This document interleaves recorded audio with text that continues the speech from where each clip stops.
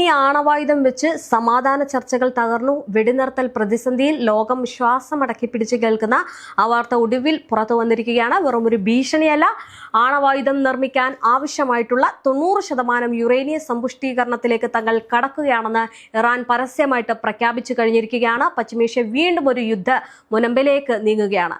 90% uranium സമ്പുഷ്ടീകരണ പ്രഖ്യാപനവുമായിട്ട് Iran രംഗത്തെത്തുമ്പോൾ യുദ്ധം അതീവ ഗുരുതരമാവുകയാണ്. ട്രംപിന്റെ മുന്നറിയിപ്പുകൾ തള്ളി പശ്ചിമേഷ്യയിൽ വീണ്ടും ഒരു യുദ്ധകാഹളം ഉടലെടുക്കുമ്പോൾ കാണാൻ സാധിക്കുന്നത് വലിയൊരു പ്രതിസന്ധിയാണ്. ഇസ്രയേലിൽ നിന്നോ അമേരിക്കയിൽ നിന്നോ ഇനിയൊരു ആക്രമണം ഉണ്ടായി കഴിഞ്ഞാൽ ആണവായുധം പ്രയോഗിക്കുമെന്ന ഇറാന്റെ ഒരു പുതിയ മുന്നറിയിപ്പ് ആഗോളതലത്തിൽ വലിയ ആശങ്ക ഉണ്ടാക്കിയിരിക്കുകയാണ്. നമുക്കറിയാം, അമേരിക്കയുമായിട്ടുള്ള സംഘർഷം മൂർച്ഛിക്കുന്ന പശ്ചാത്തലത്തിൽ തങ്ങൾ വീണ്ടും ആക്രമിക്കപ്പെട്ടാൽ യുറേനിയം സമ്പുഷ്ടീകരണ ആണവായുധത്തിലേക്ക് ഉയർത്തുമെന്ന ഇറാന്റെ മുന്നറിയിപ്പ് എത്രത്തോളമാണ് വലിയ രീതിയിലുള്ള പ്രതിസന്ധിയാക്കുന്നത് എന്നത്.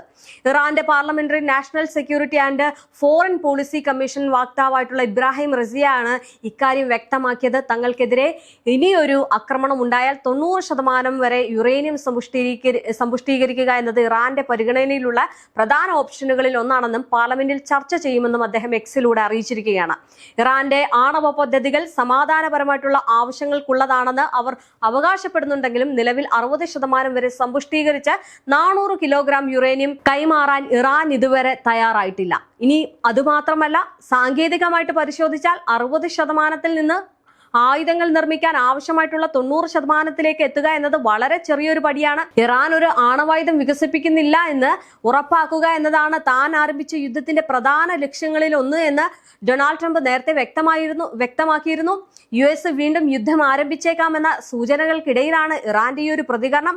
അതേസമയം ഇറാന്റെ പക്കലുള്ള സമ്പുഷ്ടീകരിച്ച യുറേനിയം ശേഖരം പൂർണ്ണമായിട്ടും ഇല്ലാതാക്കുന്നത് വരെ യുദ്ധം തുടരുമെന്നാണ് ഇസ്രയേൽ പ്രധാനമന്ത്രി ബെഞ്ചമിൻ നെതന്യാഹുവിന്റെ നിലപാട്. ഇറാന്റെ പക്കൽ ഇപ്പോഴും ആണവ വസ്തുക്കൾ ഉണ്ട് എന്നും അവ അവിടെ നിന്ന് മാറ്റേണ്ടതുണ്ട് എന്നും അദ്ദേഹം CBS-ന് നൽകിയ അഭിമുഖത്തിൽ പറഞ്ഞിട്ടുണ്ട്. ഇറാന്റെ യുറേനിയം സമ്പുഷ്ടീകരണ കേന്ദ്രങ്ങൾ തകർക്കേണ്ടതുണ്ട് എന്നും അവ എങ്ങനെ നീക്കം ചെയ്യണമെന്ന ചോദ്യത്തിന് അവിടെ ചെന്ന് അത് പുറത്തെടുക്കുക എന്നതുമായിരുന്നു അദ്ദേഹത്തിന്റെ മറുപടി. എന്തായാലും ഇസ്രയേലും ഈ ഒരു കാര്യത്തിൽ ഇടപെട്ടിരിക്കുകയാണ്. ഇനി ഇസ്രയേലിന്റെ കാര്യം അതീവ ഗുരുതരമാണ്. ഇസ്രയേൽ ഈ കാര്യത്തിൽ ഇടപെടുമ്പോൾ ഇറാൻ പിന്നോട്ടില്ല. കാരണം ഇസ്രയേലിനെ സംബന്ധിച്ചിടത്തോളം ഇപ്പോൾ ഇസ്രയേൽ നടത്തിയിരിക്കുന്ന ഈ ഒരു നീക്കം എന്ന് പറയുന്നത്, അല്ലെങ്കിൽ ഇസ്രയേൽ ഇപ്പോൾ ഇവരുടെ യുറേനിയം സമ്പുഷ്ടീകരണത്തെ പറ്റി പറയുമ്പോഴും ആകെ ഓടി ഒളിക്കുന്ന ഒരു പ്രവണതയാണ് ഇപ്പോൾ രാജ്യത്തിനകത്ത് നടക്കുന്നത്. അതാണ് ഇപ്പോൾ സംഭവിച്ചത്. അതായത് ഇറാഖിലേക്ക് അല്ലെങ്കിൽ ഇറാന്റെ ഇറാഖിന്റെ ആ മരുഭൂമിയിലേക്ക് ഒളിത്താവളങ്ങൾ ഉണ്ടാക്കുന്നു. അവിടെ സൈനിക വിന്യാസം അല്ലെങ്കിൽ സൈനിക താവളം, അവിടുത്തെ ആ സൈനിക താവളത്തിൽ പല പദ്ധതികളും പ്ലാൻ നടത്തുന്നു. അപ്പോൾ ഇത്തരം കാര്യങ്ങൾ നടത്തുമ്പോഴും സ്വന്തം മണ്ണിൽ പോലും നിന്ന് മാറി ഒരു സ്ഥലത്തേക്ക് സുരക്ഷാ താവളം ഒരുക്കണമെങ്കിൽ എത്രത്തോളമാണ് ഇസ്രയേൽ പേടിക്കുന്നത് എന്ന് നമ്മൾ ആലോചിക്കേണ്ടിയിരിക്കുന്നു. അത് മാത്രമല്ല, ആകെ മൊത്തത്തിൽ ഭയത്തിലാണ് ഇപ്പോൾ ബെഞ്ചമിൻ നെതന്യാഹു ഉള്ളത്. കാരണം ഭയത്തോടെയാണല്ലോ ഓടി ഒളിച്ചത്. അതേസമയം ഇറാൻ അങ്ങനെ ഒരു ചരിത്രമില്ല. ഇറാൻ എങ്ങും ഓടി ഒളിച്ചിട്ടില്ല. എല്ലാത്തിനെയും നേരിടാൻ ഞങ്ങൾ തയ്യാറാണ് എന്ന് പറഞ്ഞ് നെഞ്ചു വിരിച്ചിരിക്കുന്ന ഇറാനെയാണ് കാണാൻ സാധിച്ചിട്ടുള്ളത്. എന്തായാലും ഇറാന്റെ സമ്പുഷ്ടീകരണ കേന്ദ്രങ്ങൾ തകർക്കേണ്ടതുണ്ട് എന്നും അവ എങ്ങനെ നീക്കം ചെയ്യണമെന്നുള്ള ചോദ്യത്തിന് അവിടെ ചെന്ന് അത് പുറത്തെടുക്കുക എന്നതായിരുന്നു ഈ ബെഞ്ചമിൻ നെതന്യാഹുവിന്റെ മറുപടി. മേഖലയിൽ യുദ്ധം അവസാനിച്ചിട്ടില്ല എന്ന ശക്തമായിട്ടുള്ള സൂചനയാണ് നെതന്യാഹു നൽകുന്നത്. ഇനി നെതന്യാഹുവിനെ സംബന്ധിച്ചിടത്തോളം മറ്റൊരു കാര്യം കൂടിയുണ്ട്. ഞാൻ നേരത്തെ പറഞ്ഞതുപോലെ തന്നെ ഇപ്പോൾ നെതന്യാഹു ഇസ്രയേലും വലിയൊരു ഭയത്തിലാണ്. അതുകൊണ്ടാണ് ഇറാഖിലേക്ക് സുരക്ഷാ താവളം ഒരുക്കിയത്. പക്ഷെ അവിടെ ആ ഒരു സുരക്ഷാ താവളം ഒക്കെ തകർക്കുന്ന രീതിയിലേക്ക് ഹിസ്ബുള്ള അവിടെ ഒരു നീക്കം നടത്തിയിട്ടുണ്ട്. ഹിസ്ബുള്ള ഒരു വലിയ വെളിപ്പെടുത്തലുകളും ദൃശ്യങ്ങളും ഒക്കെ പുറത്തു വിട്ടിട്ടുണ്ട്. അവിടുത്തെ ഡ്രോണുകളൊക്കെ അങ്ങോട്ടേക്ക് ചെല്ലുന്ന രീതിയിലുള്ള ദൃശ്യങ്ങളാണ് ഹിസ്ബുള്ള നടത്തിയിട്ടുള്ളത്. അതുകൊണ്ട് തന്നെ ഇപ്പോൾ ഇസ്രയേലിന്റെ ഒരു സുരക്ഷ എന്ന് പറയുന്നത് ആകെ മൊത്തത്തിൽ താറുമാറായിരിക്കുകയാണ്. കാരണം ഇപ്പോൾ ഇറാഖിലേക്ക് സുരക്ഷാ താവളം ഒരുക്കിയത് ഹിസ്ബുള്ള കണ്ടുപിടിച്ചിരിക്കുന്നു, അവിടെ ഡ്രോൺ ആക്രമണം നടത്തിയിരിക്കുന്നു എന്നുള്ള വാർത്തകളൊക്കെ വരുമ്പോൾ അത് ഇസ്രയേലിനെ തകർക്കുന്ന രീതിയിലേക്കാണ് കാര്യങ്ങൾ പോകുന്നത്. ഇനി 14 പോയിന്റ് പ്രമേയത്തിൽ പറഞ്ഞിരിക്കുന്നത് പോലെ ഇറാനിയൻ ജനതയുടെ അവകാശങ്ങൾ അംഗീകരിക്കുകയല്ലാതെ US-ന് മറ്റു മാർഗമില്ല എന്ന് Iran parliament speaker Mohammad Bagher Ghalibaf പറയുന്നുണ്ട്. അവർ ഇത് എത്രത്തോളം ചെയ്യുന്നുവോ അത്രയും കൂടുതൽ വില അമേരിക്കൻ നികുതിദായകർ നൽകേണ്ടി വരുമെന്നാണ് അദ്ദേഹം പറയുന്നത്. ഇനി ഇറാനിയൻ സായുധ സേന ഏത് ആക്രമണത്തിനും ഉചിതമായിട്ടുള്ള മറുപടി നൽകാൻ തയ്യാറാണ്. എല്ലാ ഓപ്ഷനുകൾക്കും ഞങ്ങൾ തയ്യാറാണ്. അവർ അത്ഭുതപ്പെടുത്തുന്ന രീതിയിലായിരിക്കും ഞങ്ങളുടെ പ്രതികരണം. അതായത് US കണ്ടിട്ടില്ലാത്ത രീതിയിലായിരിക്കും ഞങ്ങളുടെ നടപടികൾ നടക്കാൻ പോകുന്നത് എന്നാണ് ഗാലിബാഫ് നേരത്തെ പറഞ്ഞിട്ടുള്ളത്. മാത്രമല്ല ഇറാന്റെ നിലപാട് അങ്ങനെയാണ്. ഇറാൻ ആദ്യം തൊട്ടേ പറയുന്നത് ഇങ്ങനെയാണ്: ഈ യുദ്ധത്തിൽ ഞങ്ങൾ പിന്മാറില്ല, ഞങ്ങളുടെ കാര്യങ്ങൾ സമ്മതിക്കാതെ ഞങ്ങൾ ഈ യുദ്ധത്തിൽ പിന്മാറില്ല, ഞങ്ങൾ ആക്രമണം കൊണ്ട് മുന്നോട്ട് പോകും എന്ന് പറയുമ്പോഴും അത് അമേരിക്കയ്ക്കും ഇസ്രയേലിനും ഉണ്ടാകുന്ന വലിയൊരു പ്രഹരമാണ്. ഒരു രീതിയിൽ പറഞ്ഞു കഴിഞ്ഞാൽ ഒരു ട്രിഗറാണ്. അമേരിക്കയ്ക്കും ഇസ്രയേലിനും ഉണ്ടാകുന്ന ഒരു ട്രിഗറാണ് ഇത്തരം നീക്കങ്ങൾ പറയുമ്പോൾ. പിന്നെ വേറൊരു കാര്യം എന്ന് പറയുന്നത്, അമേരിക്കയിലെ ട്രംപ് ഒരുപാട് പ്രസ്താവനകൾ നടത്തിയിട്ടുണ്ട് എങ്കിലും അതൊന്നും യാഥാർത്ഥ്യമാക്കിയിട്ടില്ല. പക്ഷെ ഇറാൻ അങ്ങനെയല്ല. ഇറാൻ പറയുന്ന കാര്യങ്ങൾ അക്ഷരം പ്രതി ഇറാൻ നടത്തുന്ന രീതിയിലേക്കാണ് ഇത്രയും നാളും യുദ്ധം മുന്നോട്ട് പോയത്. എന്തായാലും ഇനി യുറേനിയ സമ്പുഷ്ടീകരണം 90% ആക്കുമെന്ന് ഇറാൻ പറയുമ്പോൾ അത് എത്രത്തോളം യാഥാർത്ഥ്യമാക്കുമെന്നുള്ളതാണ് നോക്കിക്കാണേണ്ടത്. കാരണം ഇറാൻ പറഞ്ഞ പോലെ തന്നെ ചെയ്യുന്ന ഒരു രാജ്യമാണ്.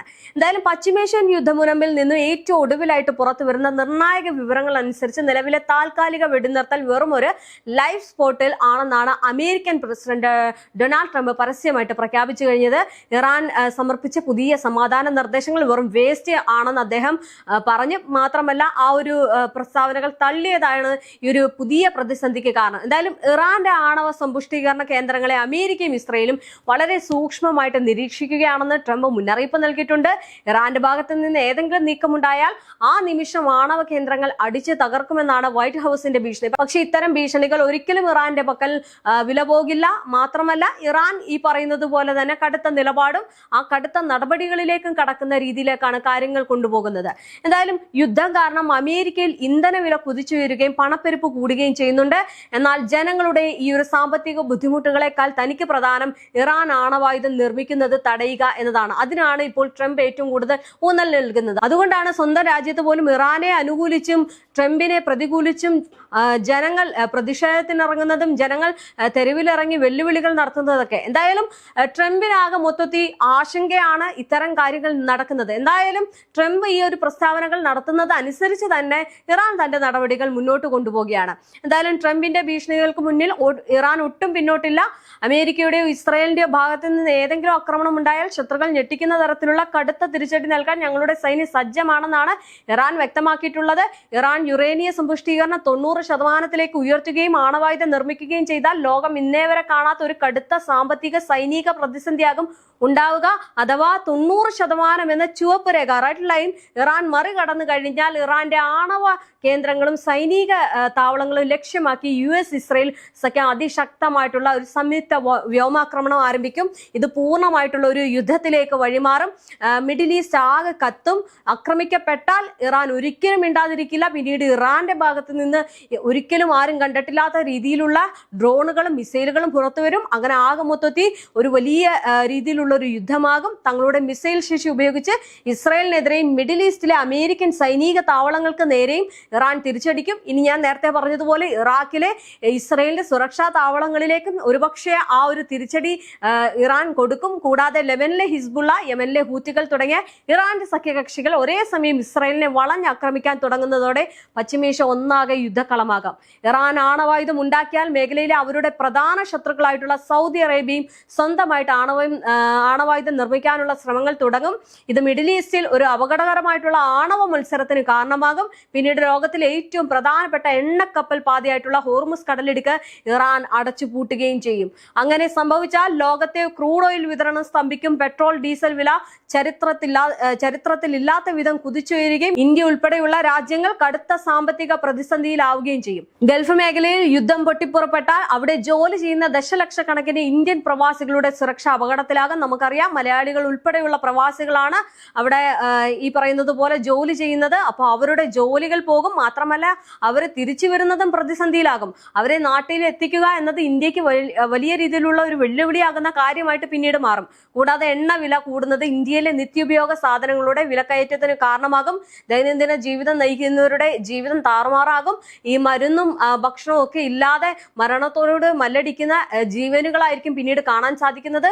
ചുരുക്കത്തിൽ ഇറാൻ 90% സമ്പുഷ്ടീകരണത്തിലേക്ക് കടന്നാൽ അത് തടയാൻ അമേരിക്ക നടത്തുന്ന സൈനിക നീക്കം ഒരു മൂന്നാം ലോക മഹായുദ്ധത്തിന്റെ കവാടം തുറക്കുന്നതിന് തുല്യമായിരിക്കും. എന്തായാലും യുദ്ധം കഠിനമായിട്ട് മുന്നോട്ട് പോകുമ്പോൾ ഇത്തരം നീക്കങ്ങൾ നടത്തുന്നത് ഒരുപക്ഷെ വലിയൊരു യുദ്ധത്തിലേക്ക് വഴി തുറക്കുമോ എന്നുള്ളതാണ് നോക്കിക്കാണേണ്ടത്. ഇറാൻ പറഞ്ഞ വാക്കുകൾ അക്ഷരം പ്രതി പാലിക്കുന്നത് കൊണ്ട് തന്നെ ഇനി 90% എന്ന റെഡ് ലൈൻ കടക്കുകയാണെങ്കിൽ ലോകം ഒരു മൂന്നാം ലോക മഹായുദ്ധത്തിലേക്ക് കടക്കും. അത് മാത്രമല്ല അവിടെ ഇസ്രയേലെയും അമേരിക്കയെയും തീർക്കുന്ന രീതിയിലായിരിക്കും പിന്നീട് തന്റെ അത്യാധുനികമായിട്ടുള്ള യുദ്ധങ്ങൾ, അത്യാധുനികമായിട്ടുള്ള ആയുധങ്ങൾ കൊണ്ട് ഇറാനെയും അമേരിക്കയും വെട്ടിവീഴ്ത്തുന്നത്. ഇതുവരെ കണ്ടിട്ടില്ലാത്ത രീതിയിൽ അവരുടെ പല ഡ്രോണുകളും മിസൈലുകളും ലോകത്തിന് മുന്നിൽ പരിചയപ്പെടുത്തും. അത്തരം നീക്കങ്ങളിലേക്ക് പോയി കഴിഞ്ഞാൽ ഗൾഫ് മേഖല ആകെ മൊത്തത്തിൽ കത്തും. അവിടെ പിന്നീട് ഒന്നും തന്നെ അവശേഷിക്കുന്ന ഒരു സാഹചര്യം കാണില്ല. അത്രയേറെ പ്രഹരമായിരിക്കും ഈ യുദ്ധത്തിനുണ്ടാവുക.